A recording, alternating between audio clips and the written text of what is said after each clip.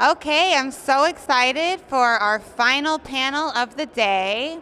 We have a panel full of a variety of misinformation, disinformation, malinformation specialists.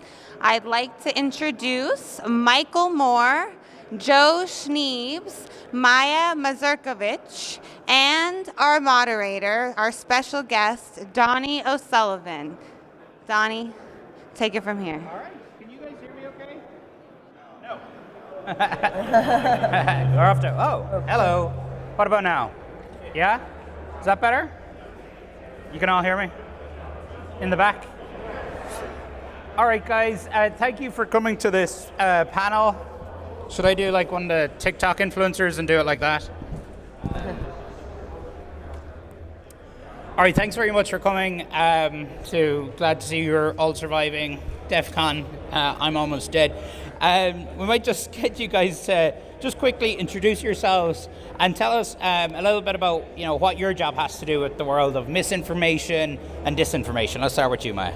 Thank you so much. My name is Maia Mazurkiewicz. I'm a co-founder of Alliance for Europe, and we look at disinformation and how disinformation is changing attitudes of people and how it's affecting choices in the elections in our democracy.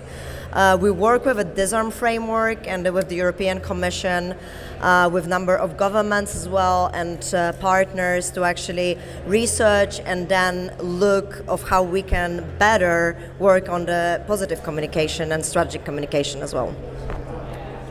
I'm Joe Schniebes. I focus a lot more on the digital patterns and profiles that people leave behind, kind of the digital refuse or the digital off-gassing or the digital fingerprints, and how that looks to a client or an adversary. And we help our clients, who are mostly in the government sector, modify that or manipulate that to ensure that they have safety, privacy, security, data integrity, and then also understand how to think about that from a countersphere. And so we're seeing a lot of misinformation and disinformation in patterns, in digital data, and more of the metadata side, less content.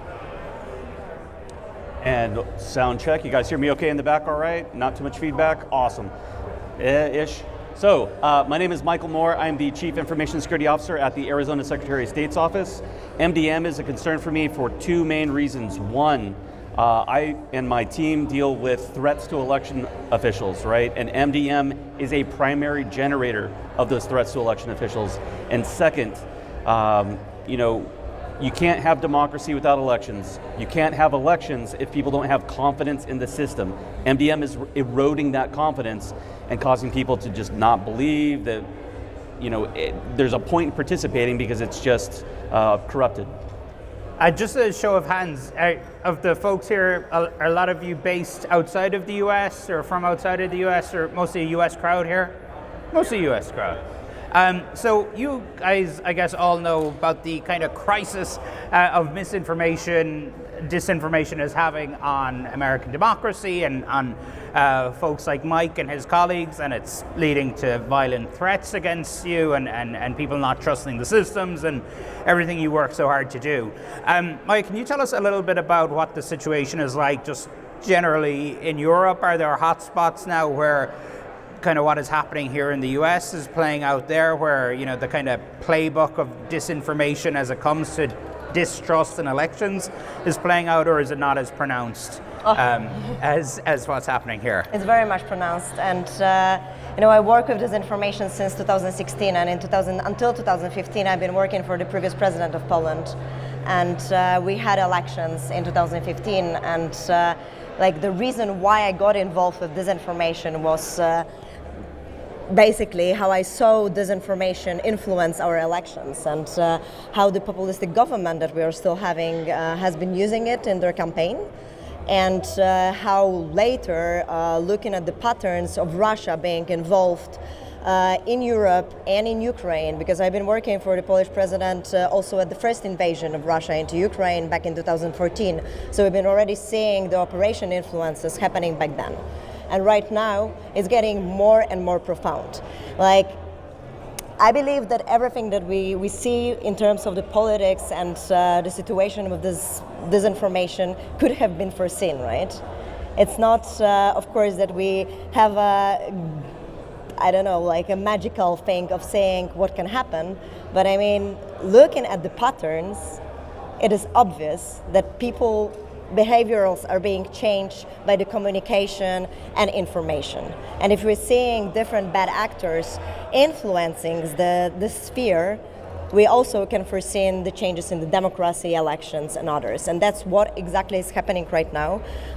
Coming from Poland, bordering country with Ukraine, we see a lot of operation influence of Russia in Poland and other European countries. There is the caused polarization that caused a lot of destabilization, and that's also the goal of Russia and other bad actors that are influencing our information sphere. So I think that what we need to focus more is to see the patterns as well and cooperate across the transatlantic, but also looking at the global south, because it's not only happening in the EU, in Europe, in the United States, but already Africa or India are a big battlegrounds for the information and disinformation kind of wars. Yeah, Mike. So you work for Maricopa County Secretary of State's office. Right. Formerly, I was with the Maricopa County Recorder's Office. Now I'm with the Secretary of State. With Arizona Secretary of State. Excuse me.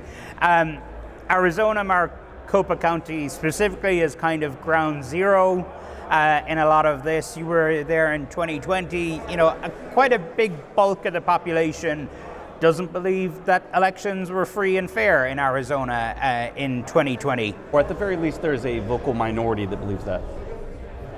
In good clarification, and they are vocal. So, what's the plan for 2024 to try and push back against that?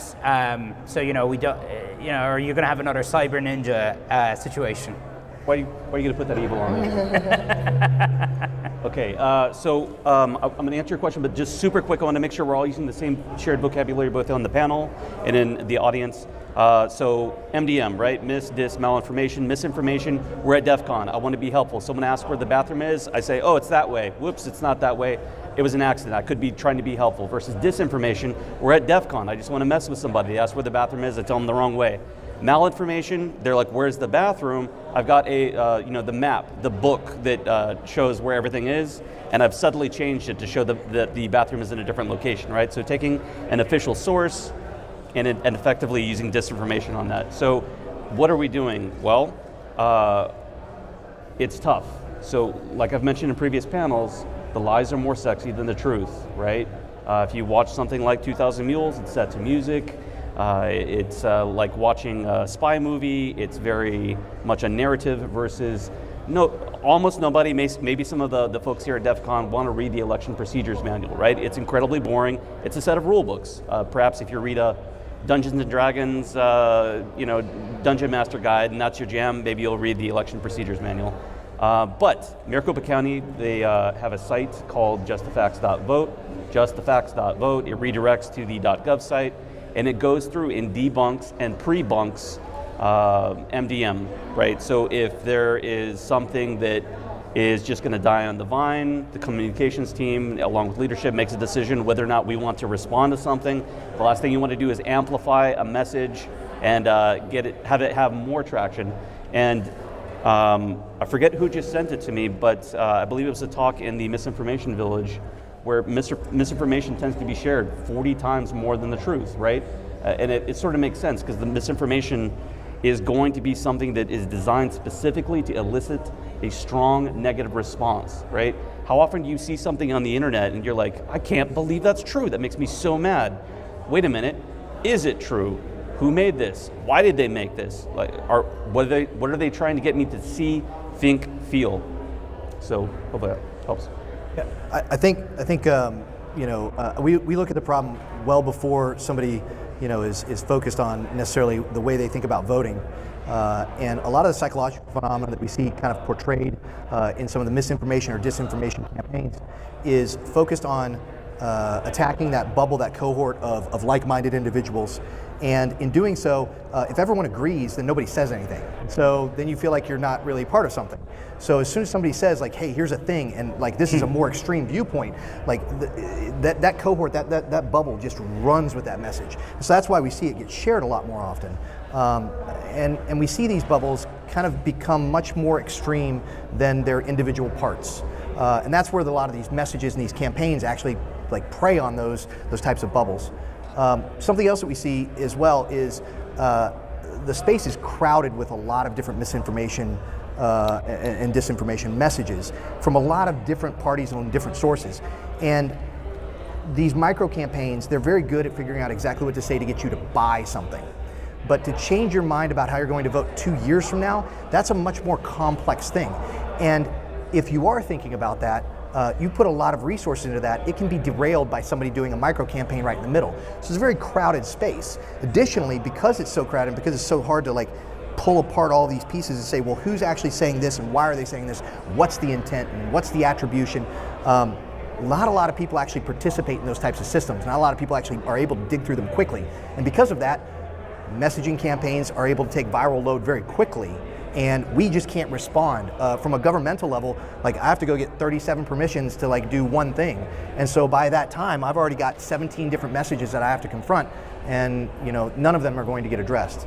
And so it's the responsiveness that we see as well. It's easier to generate a message. It's hard to change that message.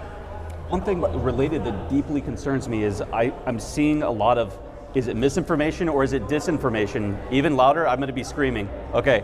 I'm concerned that a lot of the mis and disinformation that we're seeing is coming from elected officials or candidates. And that attribution is, is it misinformation or is it disinformation? Do they know what they're saying is wrong, or are they doing it on purpose? What network of people are surrounding them, telling them what they want to hear? Like, it's not you didn't lose, the system is rigged, right? And of course that's addicting, I would imagine. I'm not that much concerned actually about the mis and disinformation issue, right? Because it's much more on definition. I'm much more concerned of what is happening and why it's happening and what it's doing to us, right? And to our brains. And like getting into more of what you said, like giving the example of Russia, they really know how to target us. And the way how they produce disinformation is that, first of all, they have the ministry full of people, right? Sitting in St. Petersburg and making the accounts and messages that are exactly out there to target our emotions and very deep knowledge of what is targeting us. And it's usually, like some of the things are very common to wherever you live, so it's us versus them narratives. So whether we know someone or we don't, if we don't know someone, as for example, refugees coming over, it's much easier to attribute some negative influence over it. So they use this everywhere, right? And then we can look at it from the big picture, and we can fight it from kind of like a smaller ground. But like what they do as well, they are touching our emotions and our hearts. So what they very often do, they create accounts on Telegram, Twitter, Facebook, wherever. There is, for example, a spiritual account or a religious account. And they are starting to spread factual information or information that are very much based on our beliefs. And based on this, when they getting the tracks and followers, they started to bring the disinformation. And for example, what they've been doing, they've been having the anti-vaccine movements much before COVID-19 and amplifying the messages, supporting them. And by the way, we're going to do some audience Q&A. I don't know if we are going to have another microphone there in the middle in a bit, but let you figure that out. So I think, there's a lot of talk about everything in this space, of course, but I think what you guys hit on was, there is a kind of psychological appeal to this, right? And I think you were kind of hitting on that there's a sense of community there in, like, if you're in on the secret, if you understand, oh, actually, no, these elections aren't fair. They're, what the media, what everybody else is telling you is a lie. What the election officials are telling you is a lie. And here's the truth. There is like a there is to your point, if everybody's telling you you're right, there's a great sense of community there. What is it? And I know this is a very big job and question for a Secretary of State's office, but how can the approach go beyond, just tackling and trying to put facts out there, in terms of actually addressing this core issue that seems to be particularly pronounced in a state like Arizona, where people have this appeal? This really is appealing to a cohort of people. Is there something? Is there a different route that society can offer people to go down, and how do you make that appealing? Sure, and I definitely don't have the final answer. Well, you don't? Oh my God, you don't know how to solve all this? There's a whole MDM village, right? We're doing a talk about MDM here as well, right? So I will say I do have my communications director here, right? Like, we're taking this very seriously. We're doing everything we can. You told me to do better. I'm listening to you. We're trying. There's lots of voter outreach, right? At the county level, at the Secretary of State's office. We're trying to reach out to people across the spectrum, left and right, and all the way in between, going out to events, talking to them, creating content.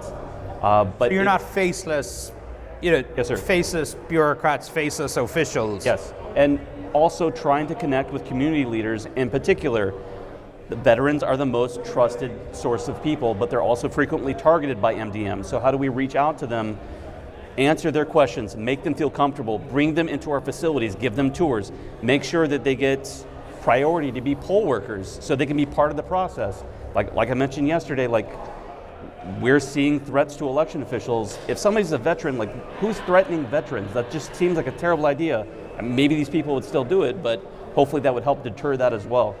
And do you find is that working? Because obviously we've seen so many threats of violence being made against election officials, many of whom are volunteers, right? Yeah. So by trying to go out into the community in that way, is that changing people's minds? Is that changing perspectives from what you can see in any measurable way, or at least anecdotally? I can't give you two specific examples, but recently they told me about an event they were going to at a gun show, and I'm like, you're going to a gun show? That seems like that might be not the best idea, but we've got to go out to people. And nobody pulled a weapon, everyone was civil in person, and people come to our facilities, some minds are not changed, but hopefully they're being shifted. Some people are going to be unreachable, hopefully we can just shift them towards a little bit more trust. So the bar is not to have a gun pulled on an election night. I'll take it. But in terms of, just back to that wider point, Joe, and you could talk more broadly about this, is this idea of why is this all just so much more appealing than the truth, which can be quite boring? Yeah, I think, really from that individual identity, we psychologically really like that reward of being first or being important or having a message or having an identity. And a lot of these misinformation campaigns or disinformation campaigns, or however you wish to call it, and I'm in your camp, it matters little to me, because whether it's second, third, fourth order effect, it's still effect that I'm interested in. When we watch these campaigns get started, the targeting that goes on in them is to look for these fringe elements that don't have an identity, that don't have a place, that are easy to latch onto, that are easy to mobilize, that are easy to activate. And then providing them that information, they essentially just provide it right back as an echo chamber to their same cohort, and people like them and people identify with them, and then that begins to grow. So it's a very organic process, and it requires very little if you do a lot of the targeting up front correctly. And that's really where we see a lot of the effect coming from. The violence against election officials, 10 years ago, nobody would have thought to even think about offering violence as a solution to this. But today it's offered because we have so many different identified methods in which those types of influence campaigns are being pushed and forced to create a division. And those are foreign and domestic. Yeah. So, Maia, you spoke a lot about the threat of foreign disinformation, particularly as you mentioned, coming from Russia. I think in the US there might have been this idea after 2016 that this was very much a foreign interference problem, whereas I think Americans have learned since that a great majority of this is very much a domestic issue. I assume that's also the same case in Europe. I mean, it's not just Russia, right? Of course, very much so. It's also domestic, and indeed, political parties are also deploying disinformation and building it on the same patterns, right? You even have something that is called authoritarian playbook, and it's being used by the authoritarian regimes wherever they're coming from. I mean, we have the foreign actors, but we also have the domestic actors. And to your points, right, like what we can do with it, because we can do things with it. It's not that we should sit in there and only say like, oh my God, there's disinformation, let's run. I mean, we live in a space that is, that during a day we're getting as many information as our ancestors did during the whole lifetime, right? We are not able to fact check it. We are not able to kind of like protect against disinformation in this way. But like what we can support, because I very much believe that protecting or like countering disinformation is only possible with the whole society aspect, and we only can do it together with the governments, NGOs and others and experts, and we should do more of raising awareness that there's disinformation, and the way how we actually look at the social media or anything that is coming to us actually right now should be bringing the awareness if we are afraid of it, bringing our emotions, right? Because that's how this disinformation is being deployed.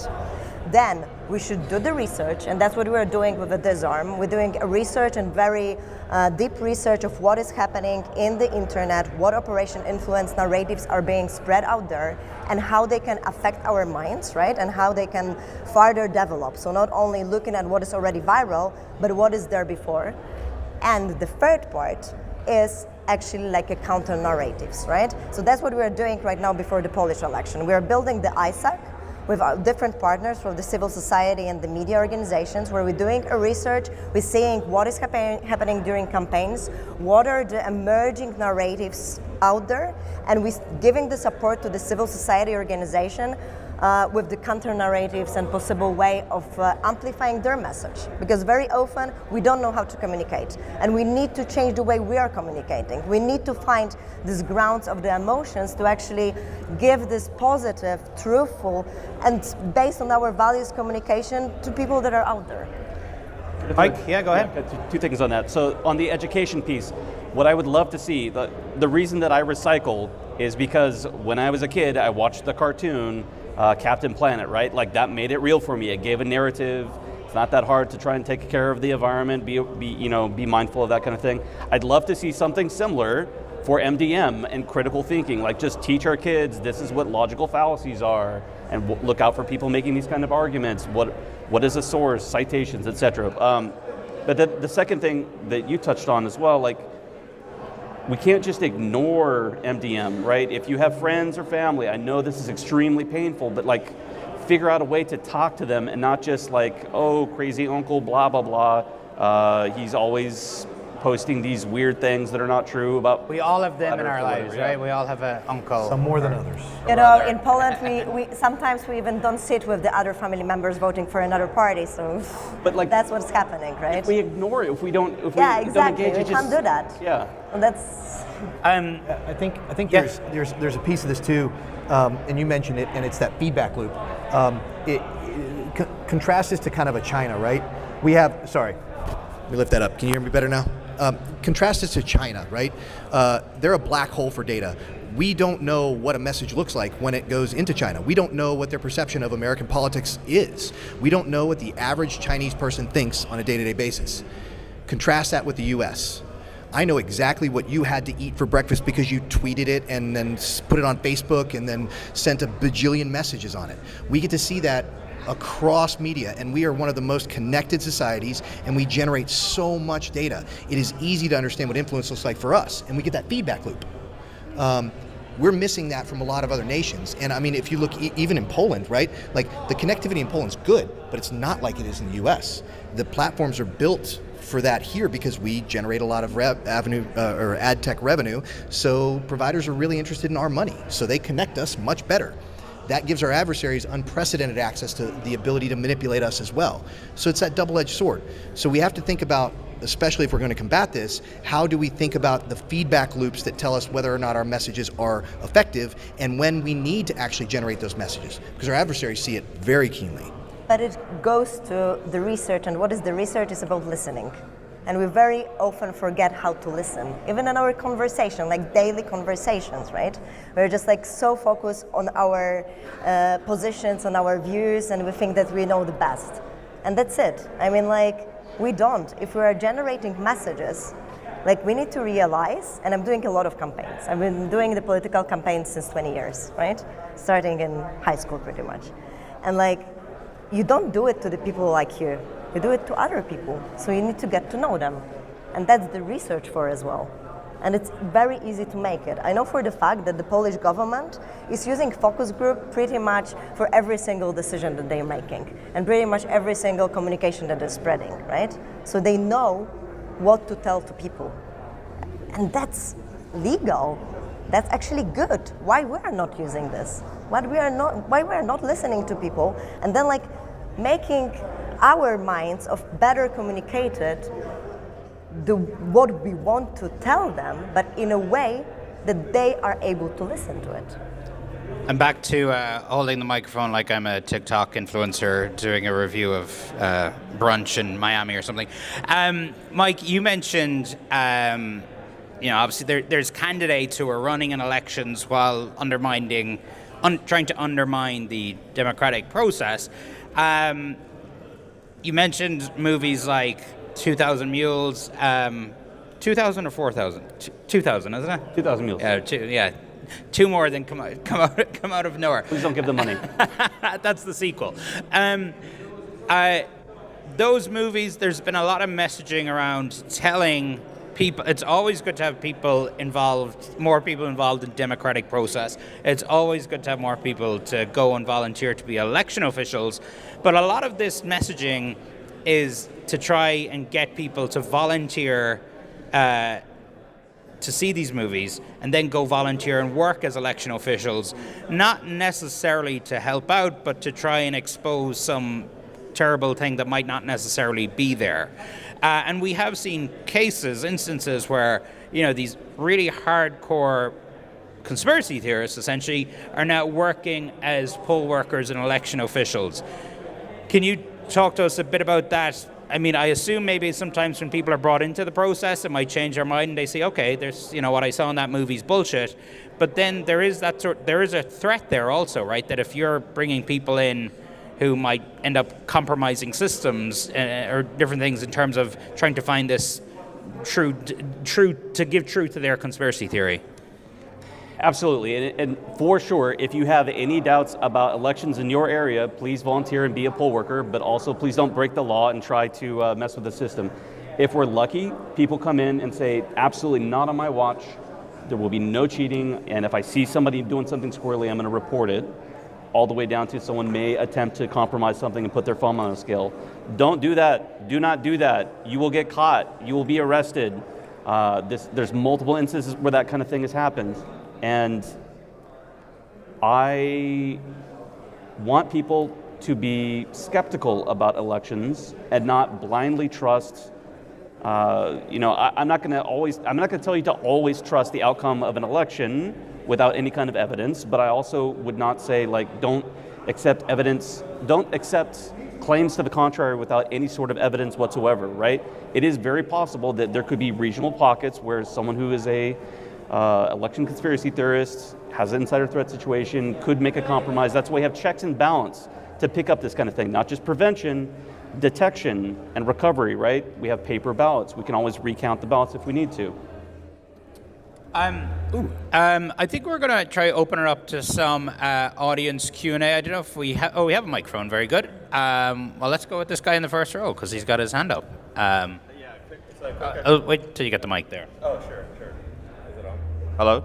Yes. Okay, so my question to, I guess all of you three on the panel, I heard, mainly from you from Poland regarding your solutions, at least what your country is intending to do to address this situation, but I haven't heard on these other two gentlemen and what you guys are trying to do. Are you guys trying to use her example to then try to do that, for instance, in Arizona?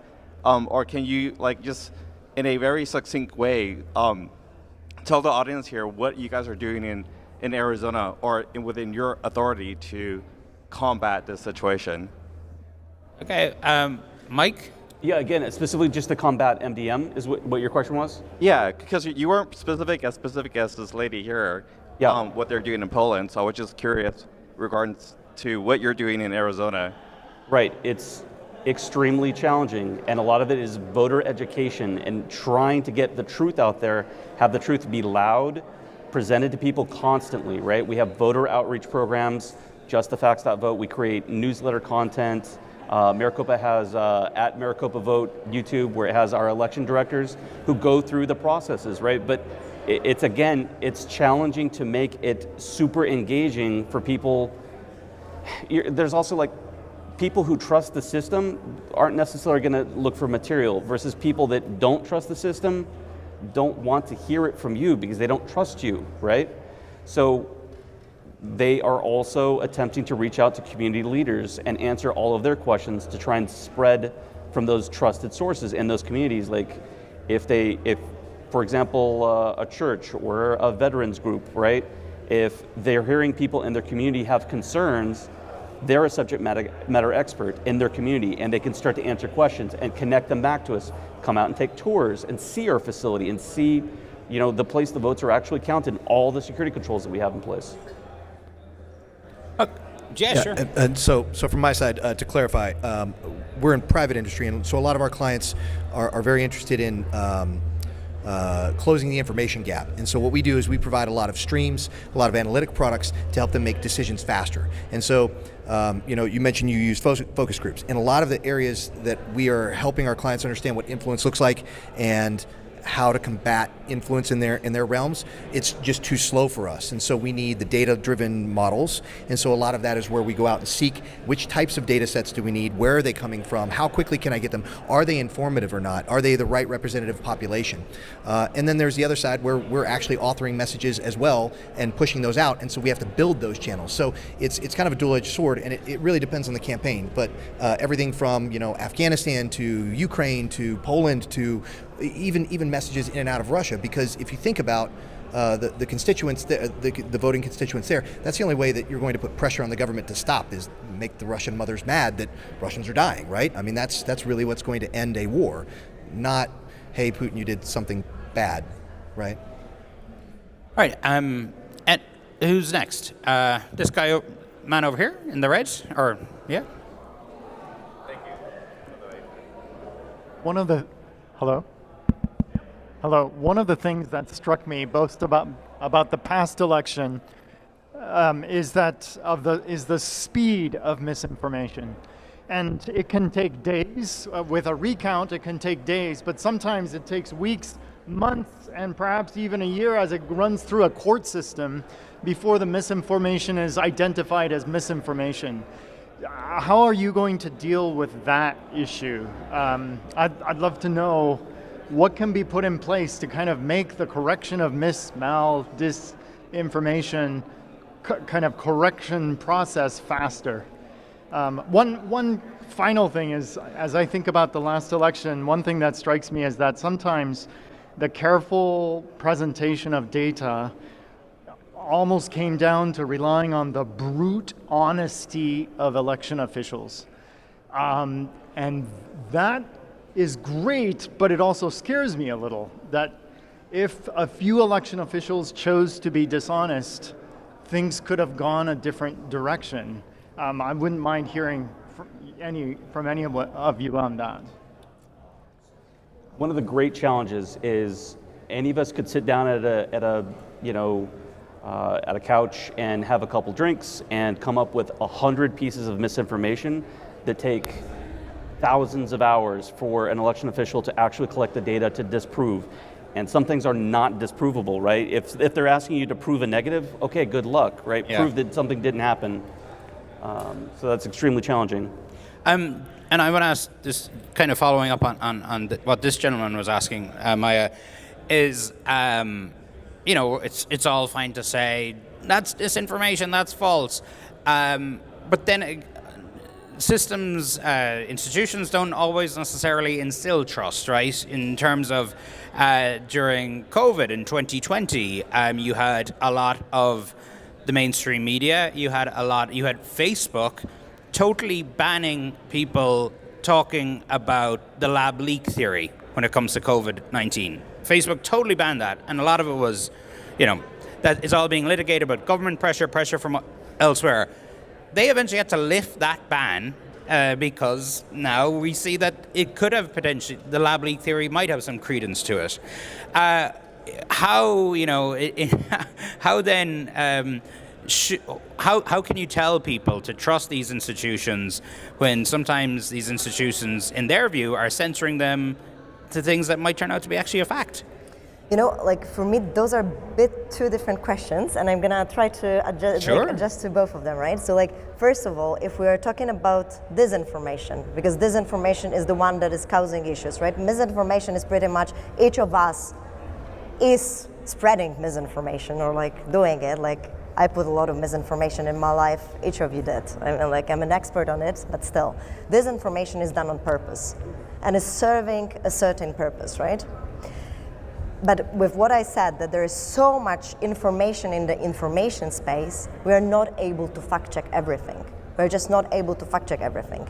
So what we are doing with Disarm framework, within the Disarm Foundation and Alliance for Europe, it's we're supporting the researchers that are doing OSINT to give them this a table, right? So they match the tactics and techniques of the Operation Influence, and we have another table that is telling how we can counterfight it, right? So it's not always fact-checking in terms of going outside and saying it's not true that, because sometimes that's actually more amplifying this disinformation. So for example, the QAnon, right, that was big one in US, it wouldn't be big one in Europe if not Der Spiegel and a few other media outlets talking about it out there, right? So sometimes if you see this, it's better to just stay still, monitor, and see what is happening, right? And it might just not go viral in this sense. So different ways of actually working on it. But what happened with COVID, it's a kind of a different way, right? Because we were, again, few people were saying that the pandemic gonna happen before, right? And I think that we also living in the country, in the world as we are living, we could have think that there will be pandemic.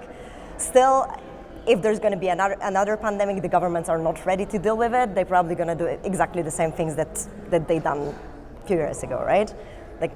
I really believe that we need to strategize more of how we deal with the issues like this. But that's set aside. What happened with COVID was that we didn't know what's happening. We were in fear. Someone is telling us that we're all going to die, pretty much, right? And nobody really gave any factual information, right?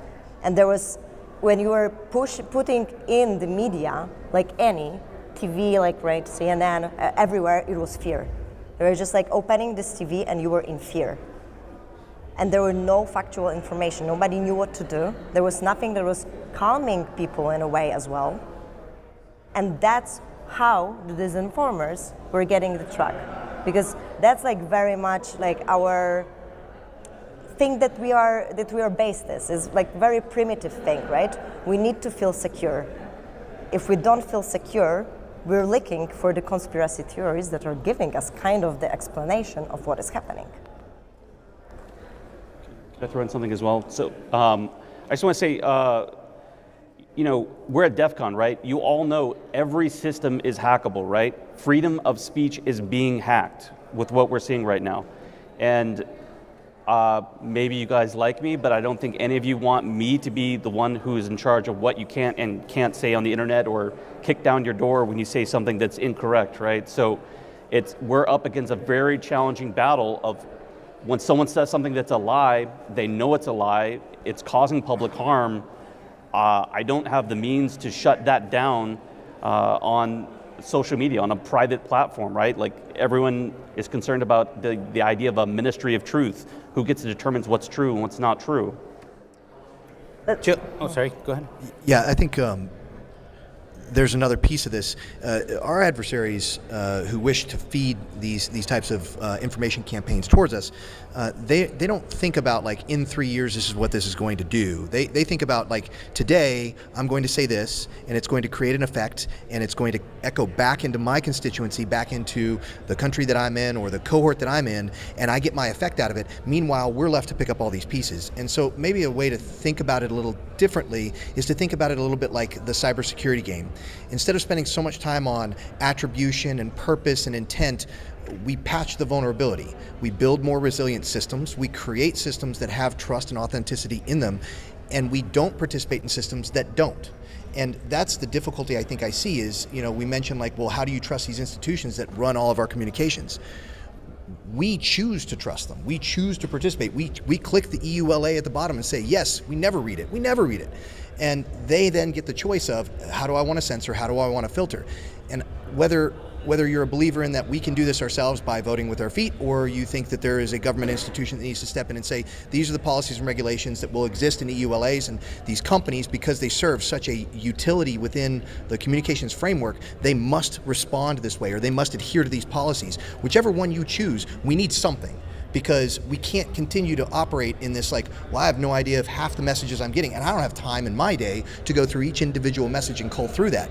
And if we're relying on one government institution to combat this entirety, I mean, the states can't even determine what they want to do for data privacy, let alone our federal government. And so these are big challenges, and so I think it's the systems that we need to address first. We definitely need to, can I just on it? Because definitely we need to address the system. And what is the first thing? A lot of bad actors know what they are doing, and they're actually thinking about the future, because that's what they want to do, right? They want to destabilize our countries, they want to take over, like have more influence and have more influence all over, right? So it's not that they don't know, right? Very often they actually have a lot of tactics that are spreading in order to have it, and we need to strategize more as well for a long term. I would actually push back a little on that, because I don't think that a lot of the actors that we see have these like large netted multi-year campaigns. They're thinking about like, if I just say that the US is generally in shambles and their political system doesn't work, that's enough to like garner some faith and vote here for me as a candidate, saying, look, we're beating the US, look, your nationalist pride has increased. On our side, though, we're seeing very small, but they are very small campaigns, right? And look what they all are causing. There's a bunch of small campaigns, and they are all causing the same issue together, right? But I mean, so if you see at Russia and China in particular, they very much like have a long-term strategy. You even can see like how China is having the long-term strategies in their government for years now. I guess maybe like if you look at the storming of the Capitol as an example, right? Yeah, exactly. I don't think that was a purposeful campaign. Like nobody in a foreign country sat down and said, this is what we're going to do. They said, let's destabilize and drive a rift, and a net benefit for them, second, third, fourth order effect, was the Capitol was then stormed. And then we have a long tail of legal proceedings, of investigations, of news articles following that. And it was very little effort on their part and a major impact. And I think that's actually what we see much more on the disinformation, misinformation campaign side, is we're seeing like this small expenditure of resource creating a large response, and that's actually much more effective for a lot of these campaigns. I just don't see here's our 10-year strategy, we're gonna follow this plan. Well, the thing is that we live, thanks, fortunately, in the countries with the freedom of speech, and with many freedoms. Russia, China, and other countries that are involved in this, they don't have this freedom. And they know that it's much easier to rule the citizens if they are basically not having any freedoms. So based on this, you can assume that they rather have the strategy in these terms, right? And they know how to kind of handle that. And like, just adding on this, because I'm thinking it's what you said, we're sitting in DEFCON, right? And indeed, you have the power to make this change as well. Because when we've been doing research in Poland about the attitudes of Poles towards the European Union, we've seen one thing. There's 80% of Poles saying, yes, I'm for the European Union. And then you go into the internet and you do the social listening, and you see that 80% of comments are fake or negative. And that's the thing. Most of the internet is flooded by lies, disinformation, misinformation, and people that are on this side believing in conspiracy theories, they're super passionate. While people that are kind of like on the value side, they're less passionate because it's not that effective. So I would love to see as well more affection and passion actually to change this information space in this sense. There, yep. So let's go back to our crazy uncles for a second here. Anecdotally, what I've found about my crazy uncles is that they tend to surround themselves with a common group of people who share in their similar beliefs. And no matter how much of a subject matter expert I am in some given area that they want to talk to me about, I'm not part of that group. Thus, my opinion and the things I try to share with them are automatically discounted and they won't listen. So my question ultimately is like, how do you break through to those type of people and help prevent them from further spreading the misinformation that they're already following? Thank you. So I might have a piece of that, right? It used to be, before social media, it was very hard for people with extreme beliefs to be able to connect with each other, right? So, man, I don't want to use reductive language, but someone in the village believes something that is obviously not true, but now all the villages are connected and they can have a community where they can feed and grow, right? So is that person reachable? Maybe. Can you ask them like, hey, like first, never insult someone's intelligence. Never be like, you're stupid, you're dumb. How can you believe that? That's ridiculous.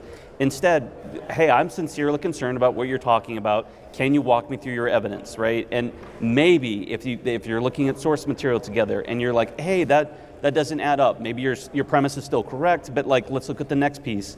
Maybe once you, that's not true, maybe they'll start to backpedal, but I'm not sure. Yeah, I think another piece of that is, and you watch this over COVID too, we relied much more on the virtual space to connect us, which allowed us to selectively choose who entered into those spaces. I think the hyperconnectivity just of the virtual spaces we have available to us drives us that direction as well. It used to be you got together at a family reunion or you got together with friends and family, and there was a diverse mix just naturally because of proximal contact. Now you can seek your cohort out across the globe. Like, you can find the exact person like you who has the same beliefs in Africa right now, if you wish. And so that helps reinforce your ideology, and it's harder for others to break into that. And I think that there's a responsibility that we see from the community side to ensure that we're inviting those and including groups so that we can diversify that opinion. We can start to break some of those like social media and cohort bubbles, because that's actually that's one of the easiest things to target, is just like feed a message into this group and they will amplify it.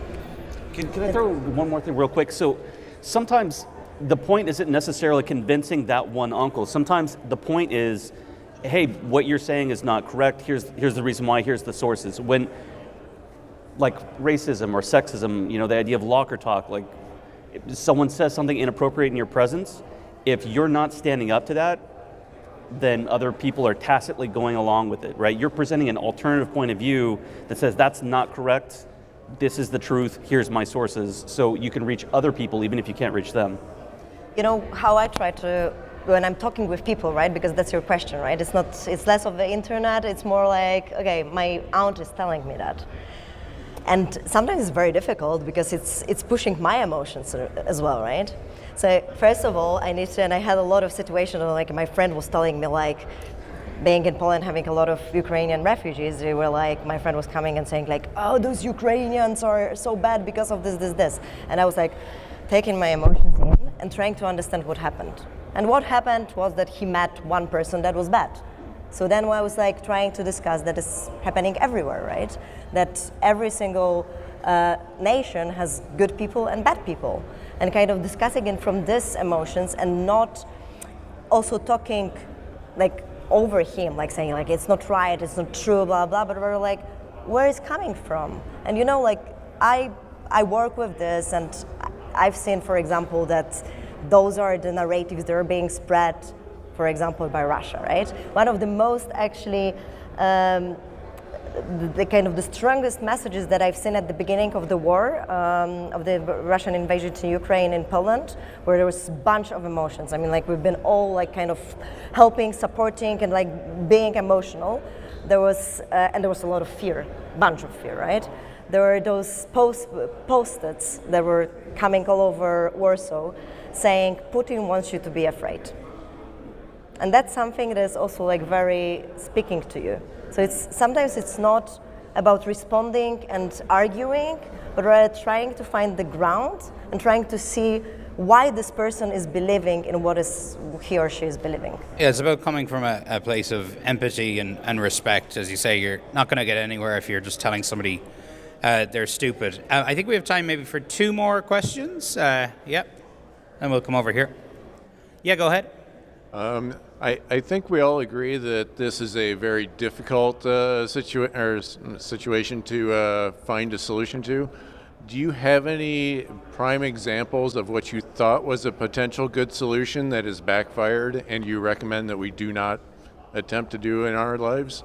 That's interesting. So, a solution that might have been well intended but backfired. Joe, you got? I think we could start very simply with just using the same platforms that we trust with our communications to help govern the truthfulness of a message. I think that's a very slippery slope, because their political ideologies, their corporate ideologies, their business ideologies are wrapped around. I mean, it's the fox in the house, and so we've seen, oh well, that's a false story, and then they remove it, they remove the user, and then later, oh no, actually there's some partial truth to that, and we're really sorry, we didn't mean to like promulgate or propagate that.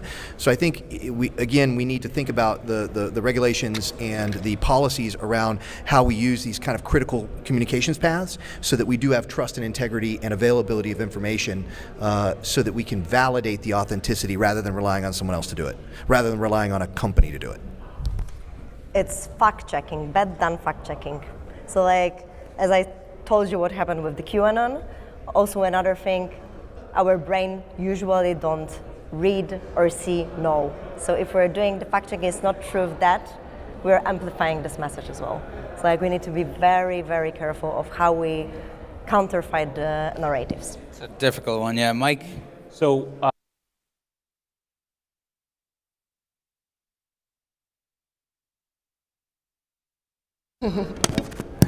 this isn't awkward at all. Sharing is caring. So we've seen multiple. If you've ever met an election official, they want to talk to you. They want to answer your questions universally, from my experience, right? If you have concerns, they want to talk to you about it. We've seen multiple instances where people are operating not in good faith, and they're doing ambush guerrilla-style journalism, just looking for a soundbite, right? So they're trying to trick them into saying something remotely that they can misinterpret. So we're having to advise our elected officials when you're in person. For example, don't be alone necessarily. If you can have someone else with you, have a buddy system, and that buddy can help you be like, hey, this conversation, it's going nowhere. It's time to disengage. This lady here has a question over on this. Oh, one more and then one more. So we'll make it quick. I'll try to be quick. Full disclosure, I work with Michael. Michael, I know that in Arizona we've had a lot of discussions about sort of inoculating the public against MDM before it happens, helping them learn how to understand that, MDM is out there and do their own research and things like that. We've also done a lot of tabletop exercises to kind of figure out what maybe might occur. So I'd love for you to talk a little bit more about that, but more than that, I'd love to know from the other panelists, coming at it from that angle, right? Rather than catching up with the MDM after it's occurred, our preemptive strikes, what ideas do you have for that?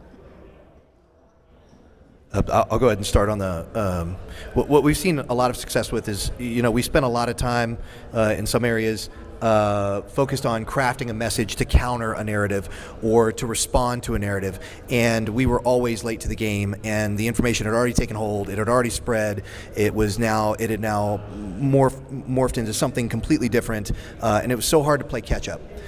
So what we started doing was offering out kind of a preemptive, offensive kind of our own information campaigns, and we found that as long as the information was useful and pertinent and easy to digest, it would often supplant or at least decrease the volatility of some of that mis or disinformation that others were receiving. So it is an effort, and if you have time to do that and you have the resources to do that, that's a wonderful way to combat it. But you also have to figure out your cohort, how to target them, because some people read Fox News, some people read CNN. Are you hitting the right media platform? Are you hitting the right message? Are you using the right words? And so that takes a lot of research, a lot of purpose, a lot of intent. And really, like, the social media companies are designed for that. The government is not equipped to do that very well. We see that often. Yeah, we do very similar thing, exactly, like doing a research and then like kind of building the campaign that it's based rather on the emotions and the grounds of the disinformation narrative that's already there. But I also believe that we basically need to more invest in this positive vision building communication, right?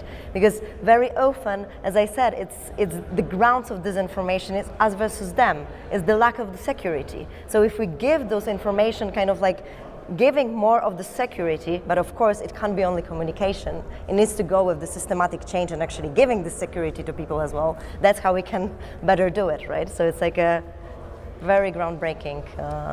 It's back, awesome. So I assure you, me and my peers, we're doing what we can, but there are people that will not listen to us because we are government. We need you. You are the cavalry, for real. You have to do your part. Just like 2 talks ago with Kendall, you know, like the idea of being a citizen, that takes work. You need to participate. Next year is going to be nuts for MDM. There's no reason it shouldn't be.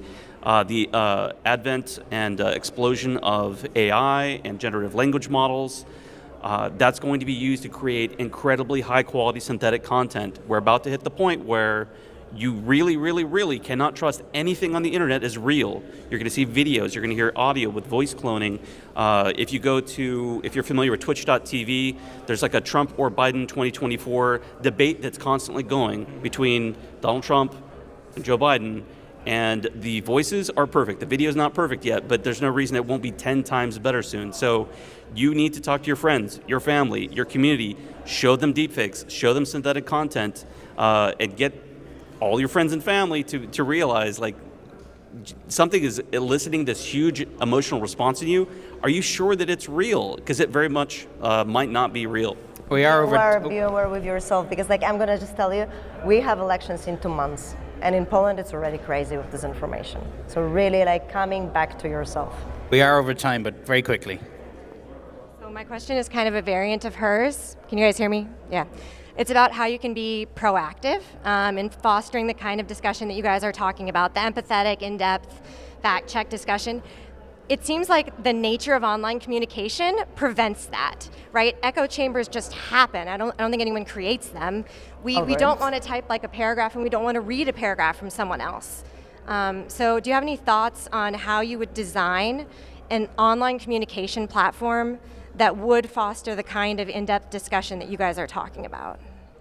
All right. Anybody, any ideas for? Again, to start out, I think we have a lot of options in front of us, but we don't have the policy to govern or to guide kind of the framework necessary to create that authenticity and that assuredness that we need in those platforms. I think that's the biggest hurdle that we see. One of the things, and this gets a little bit off topic from the digital realm, but I think a lot of us are experiencing, especially in online forums, interactions where we are waiting for the other person to finish so we can make our point, and a lot of times we don't actually listen to one another. And I've had a ton of hobbies in my life, and I will pick them up and put them down because I have something better to do. And if you think about that type of community that you can create around people who have diverse opinions from you, if you show them that you're human and not just a soundbite and that they're just waiting for their time for you to finish so they can make their point, that does create a little bit more context, a little bit more identity, a little bit more appreciation and compassion. So maybe instead of trying to make your point or change their mind, maybe it's just as simple as have a conversation. Say hi, go grab a cup of coffee. I know it sounds simple, but I think that's where we actually see some of the best resistance to information operations, is when there is a community around one another and the society, rather than around the soundbite that I need to get out.